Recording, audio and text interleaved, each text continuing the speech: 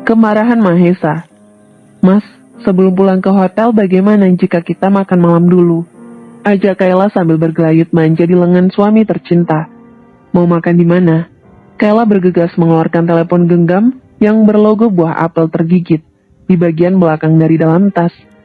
Lihat, di sekitar sini ada sebuah kafe yang sangat terkenal di kalangan anak muda. Banyak review bagus yang diberikan oleh pengunjung. Lokasinya pun dekat dengan pantai. Selain itu, setiap malam ada pertunjukan band terkenal yang dibawakan oleh vokalis setempat. Pokoknya recommended, Mas, ujar Kayla panjang lebar. Ya sudah, kita akan makan di sana. Akhirnya Mahesa menuruti keinginan istri tercinta. Ia melajukan kendaraannya menuju salah satu kafe terkenal yang ada di kawasan Jimbaran. Kepergian Kayla dan Mahesa kali ini ke Bali bukan dalam rangka perjalanan dinas, melainkan berbulan madu. Meskipun gadis yang berprofesi sebagai model terkenal di tanah air sedang berbadan dua, tetapi ia sangat antusias ketika Naila menyarankan agar pengantin baru itu menghabiskan waktu bersama di Pulau Dewata. Mahesa yang saat itu sedang gundah gulana akibat mendapatkan surat gugatan cerai dari Arumi, tak kuasa menolak keinginan wanita yang saat ini sedang mengandung sang buah hati. Dengan terpaksa pria itu menerima saran dari sang mama. Hanya membutuhkan waktu sekitar 10 menit. Mobil yang disewa oleh Mahesa telah tiba di parkiran kafe. Ia membukakan pintu untuk kekasih gelap yang kini berubah status menjadi istri siri. Sepasang pengantin baru itu melangkah masuk ke dalam bangunan yang terbuat dari gedung gubuk bambu. Tanpa rasa malu, Kayla melingkarkan tangan di lengan sang suami. Tempat ini begitu cozy, pantas saja banyak pengunjung yang rela datang ke sini, hanya sekedar untuk hangout bersama orang terdekat. Mahesa menganggukkan kepala, tubuhnya terasa lelah. Sebab seharian ini ia harus menemani Kayla keluar masuk mall, serta pusat oleh-oleh yang menjual aneka ragam cedera mata khas Bali. Kayla memilih meja yang jaraknya tidak jauh dari pesisir pantai. Selamat malam Bapak dan Ibu, ini adalah beberapa menu andalan di kafe kami. Bapak dan Ibu bisa memilihnya terlebih dulu. Pelayan wanita itu menyerahkan buku menu ke hadapan Kayla. Kamu mau pesan apa, Mas? Tanya Kayla seraya membolak-balikan buku menu. Aku mau pesan pasta dan 1 gelas es kopi, sahut Mahesa. Usai melihat aneka ragam menu yang tertulis di buku menu. Bawakan semua menu cemilan berbahan dasar pisang.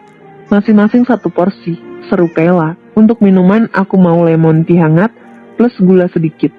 Dengan cekatan pelayan itu menulis semua pesanan Kayla. Mohon ditunggu, ucapnya sambil berlalu. Usai pelayan itu pergi, Mahesa lebih memilih memainkan telepon genggam daripada berbincang hangat bersama Kayla, sementara Kayla sibuk membuka aplikasi shopping online. Setelah puas memasukkan barang yang diinginkan ke dalam keranjang, gadis itu melirik ke arah Mahesa. Wajah tampan dengan jambang dan bulu-bulu halus di sekitar rahang tampak murung. Seolah banyak beban yang dipikul oleh pria itu. Mas, aku perhatikan sejak datang ke Bali wajahmu selalu murung. Apakah kamu tidak menikmati bulan madu kita ini? Tanya Kayla dengan tatapan mengintimidasi. Atau jangan-jangan kamu terpaksa ya, liburan ke Bali, karena didesak oleh mama. Mahesa yang saat itu sedang memainkan telepon genggam terlonjak dari kursi. Bola matanya membulat sempurna. Nyaris saja benda pipi itu terjatuh di atas meja. Dengan tergagap, pria itu berkata, "Jangan berpikir macam-macam, tidak baik bagi kandunganmu." Kemudian ia memalingkan wajah ke arah laut. Namun, ketika netranya menyusuri betapa indah pantai Jimbaran, tak sengaja melihat sosok wanita yang begitu berarti dalam hidupnya. Penampilan wanita itu begitu cantik, meskipun tanpa mengenakan pakaian mewah serta riasan mencolok. Tetapi aura kecantikannya tetap terpancar, apalagi terkena pantulan cahaya lampu. Wajahnya semakin bersinar bagai rembulan yang tengah menyinari sang malam. Mas Mahes, panggil Kayla.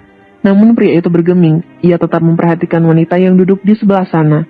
Mas, kamu kenapa sih? Tanya Kayla dengan meninggikan intonasi.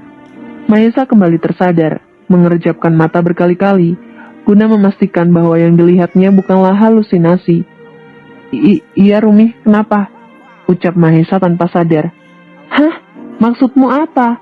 Aku ini Kayla, bukan Arumi. Dengus wanita itu kesal. Rasanya Kayla ingin sekali marah pada Mahesa, tetapi ia urungkan niatan itu. Sebab tak ingin membuat harga diri sang suami jatuh. Apabila ada salah satu pengunjung yang mengenal mereka, dan membuat video, lalu memposting di media sosial. Kemungkinan besar citra dan reputasi keluarga Adiguna akan hancur seketika. Jika itu terjadi, maka sama saja Kayla seperti bunuh diri, dan ia tidak mau karir suami serta mertuanya jelek akibat keegoisannya. Gadis itu hanya dapat meremas ujung pakaiannya guna mengurai rasa marah yang menyelimuti hati. Itu maksudku adalah Kayla. Iya, Kayla bukan Arumi. Mahesa mencoba bersilat lidah agar istri keduanya tidak curiga. Tatapan mata masih mengarah pada sosok wanita yang duduk di sekitar sana, 3 meter dari meja yang dipesan olehnya.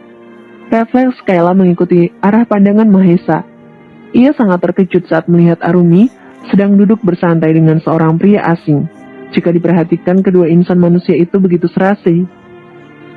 Karena memiliki paras cantik dan rupawan. Melihat ada peluang bagus, Kayla segera memanfaatkan kesempatan itu dengan sebaik-baiknya. Loh, bukankah itu Arumi? Sedang apa dia di sini? Lalu pria itu siapa? Apakah mungkin selingkuhannya? Cecar Kayla. Kayla sengaja memancing Mahesa agar pria itu cemburu. Dan benar saja, hanya membutuhkan waktu 3 menit, pria itu sudah terpancing emosi. Telapak tangan Mahesa terkepal hingga urat-urat halus menonjol.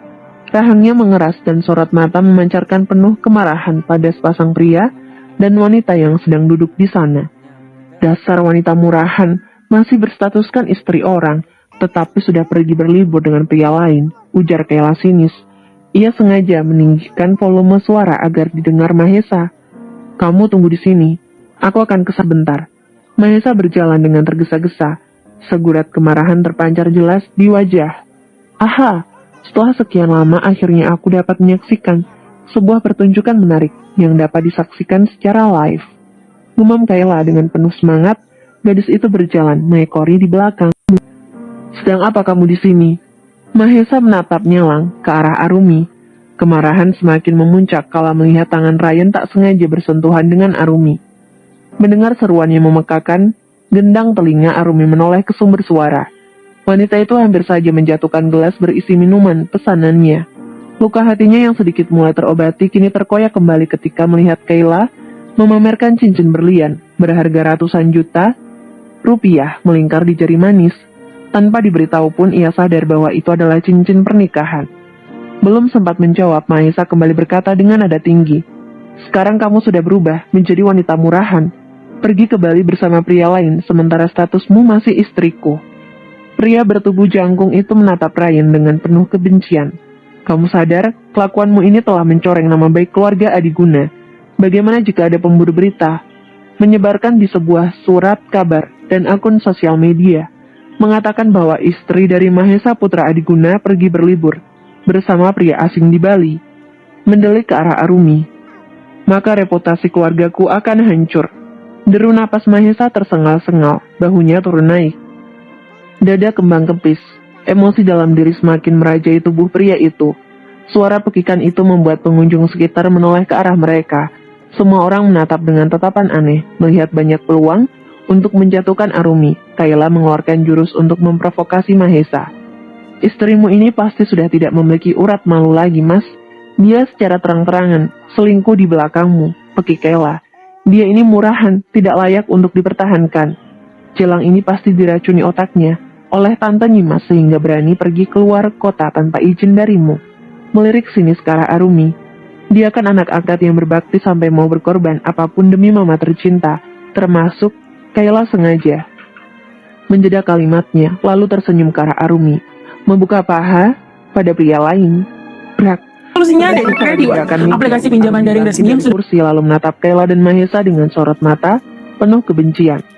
Kesabaran Arumi sudah habis. Semakin lama lisan Mahesa dan Kayla semakin tajam, bagaikan sebilah pisau. Ia bisa bersabar apabila yang dihina oleh mereka adalah dirinya. Namun bila sang mama disangkutkan dengan masalah ini, ia tidak akan tinggal diam. Arumi yang geram membalas dengan sorot mata tajam menatap sepasang pengantin baru itu. Sudah cukup, kalian menghina aku. Kalian pikir aku akan diam saja mendengar ocehan tak berfaedah yang keluar dari mulut para pendosa seperti kalian, hah? Sindir wanita itu. Wanita itu menggerakkan jari telunjuk ke hadapan Kayla dan Mahesa. Kalian salah besar. Aku bukan Arumi yang dulu, yang akan menangis bila dibentak oleh orang lain. Pengkhianatan dan rasa sakit ini mengajarkanku untuk tegar bisa berhadapan dengan mantan suami dan istri barunya. Skak Arumi. Dengan anggun ia berjalan di belakang Kayla. Tadi kamu bilang, aku adalah seorang yang jalang, yang tak tahu malu. Sudut bibir wanita itu terangkat ke atas. Lalu sebutan apa yang pantas bagimu? Gadis cantik bertubuh seksi, tetapi rela menjual keperawanan agar bisa merebut posisiku di hati suamiku sendiri. Kamu bersedia mengandung anak Mas Mahes atas bujukan Mama Naila tanpa ada ikatan pernikahan terlebih dulu. Bukankah itu sama saja seperti seorang jalang? Bahkan bisa jadi statusmu itu lebih rendah dariku. Kayla membalas tatapan tajam Arumi.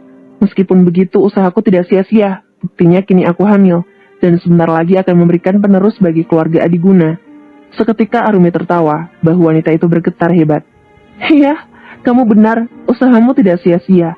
Kamu hamil, tapi di luar nikah. Aku tidak yakin apakah kelak anakmu itu akan bangga memiliki ibu sepertimu. Sikap angkuh dan sombong yang ditunjukkan oleh Kayla sirna begitu saja.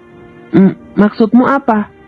Coba kamu pikirkan, apakah akan ada seorang anak yang bangga pada ibunya setelah tahu bahwa ia terlahir dari rahim wanita yang rela merebut suami orang demi kepuasannya sendiri. Apalagi jika ia tahu dulu ibunya hamil di luar nikah. Meskipun akhirnya bapaknya yang brengsek itu menikahi sang ibu, tetapi tetap saja ia akan dihina karena terlahir sebagai anak di luar nikah. Kayla terdiam seketika. Tangannya mengepal hingga memperlihatkan urat-urat menonjol di punggung tangan. Wajahnya memerah akibat menahan malu. Ia tak menyangka Arumi akan membalikan keadaan. Gadis itu pikir, mantan sahabatnya itu akan mudah ditindas, tetapi kenyataannya salah. Arumi semakin tegar dan berani membalas setiap kalimat yang terucap dari bibir Kayla. Dan kamu Mas Mahes, sejak aku memutuskan melayangkan gugatan cerai, itu artinya kita sudah tidak memiliki hubungan apapun. Aku tidak berkewajiban untuk meminta izin ataupun memberitahu kemana aku akan pergi. Kamu di mataku sudah tak memiliki arti apapun lagi, ucap Arumi, seraya meninggalkan mereka berdua. Namun baru beberapa langkah, Arumi kembali menoleh ke belakang. Mas Mahes, jika di kemudian hari kamu bertemu aku sedang bergandengan tangan dengan pria lain, jangan pernah cemburu, sebab hubungan di antara kita hanya sebatas mantan suami istri. Kemudian ia berlalu begitu saja tanpa pernah mau menoleh lagi ke belakang. Ryan cukup terkejut dengan adegan drama yang baru saja terjadi. Semua kejadian itu terekam jelas di memori ingatan pria keturunan Tionghoa. Ia menyaksikan sendiri tatapan mata penuh kekecewaan terlukis di wajah partner kerjanya itu. Tak ingin terjadi hal buruk menimpa Arumi, ia beranjak dari kursi, menatap lekat wajah tampan mantan suami partner kerjanya itu. Rupanya kamu, pria brengsek yang berselingkuh dengan sahabat istrimu sendiri. Kamu, jari telunjuk Mahesa mengarah ke Ryan, akan tetapi, tangan itu segera dihempaskan oleh Ryan. Tangan kotor ini tidak pantas kamu pamerkan padaku. Ryan berbisik di telinga Mahesa. Kamu bodoh karena telah melepas berlian yang begitu berharga seperti Arumi. Pria itu tersenyum. Jangan salahkan aku bila suatu hari nanti merebut mantan istrimu. Dengan gagah berani Ryan melangkah keluar kafe, mengejar wanita yang beberapa jam belakangan ini telah memporak-porandakan hatinya. Jadi selama ini aku telah salah menilai Arumi. Dia terlihat tegar di luar, tetapi hatinya sangat rapuh, sama seperti Mama Meling. Batin pria itu, tiba-tiba saja rasa bersalah menjelar di hati. Bayang-bayang saat ia memperlakukan Arumi dengan tidak adil, sekelebat muncul di dalam benaknya. Sungguh ia menyesal bersikap buruk pada wanita itu. Ada saja waktu bisa diputar, mungkin aku tidak akan pernah memperlakukan Arumi dengan kasar. Malah aku akan memperlakukan wanita itu layaknya seorang ratu. Bersambung.